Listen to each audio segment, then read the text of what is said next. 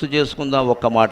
ఏడుస్తూ పుట్టాం, అప్పుడు అందరూ చుట్టూ ఉన్నవాళ్ళు నవ్వారు మనం పుట్టినప్పుడు, అంతే కదండి. మనం ఏడుస్తూ పుట్టాం, చుట్టూ ఉన్నవాళ్ళు నవ్వారు. వెళ్ళిపోయేటప్పుడు మనం నవ్వుతూ వెళ్ళిపోవాలి. చుట్టూ ఉన్నవాళ్ళు ఎలాగూ ఏడుస్తారు, తప్పదు. అదే జీవితం. వాళ్ళు నవ్వుతూ ఉండగా మనం ఏడుస్తూ పుట్టాం. వెళ్ళేటప్పుడు మనం నవ్వుతూ వెళ్ళిపోవాలి. జీవితం పట్ల సంతృప్తితో వెళ్ళిపోవాలి. ఇంకా పిచ్చి కోరికను మిగిల్చుకుని అది అవ్వలేదు ఇది అవ్వలేదు ఏది అవ్వదు, ఇంకా వెళ్ళిపోవడమే. ఉన్నవాళ్ళు ఏడుస్తున్నారంటే అర్థం ఏంటి? మనం మంచివాళ్ళం అన్నమాట. కాకపోతే ఎందుకు ఏడుస్తారు? పోతే మా బాగా పోయేళ్ళే అనుకుంటారు, లేదా మొహమాటానికి ఏడుస్తారు.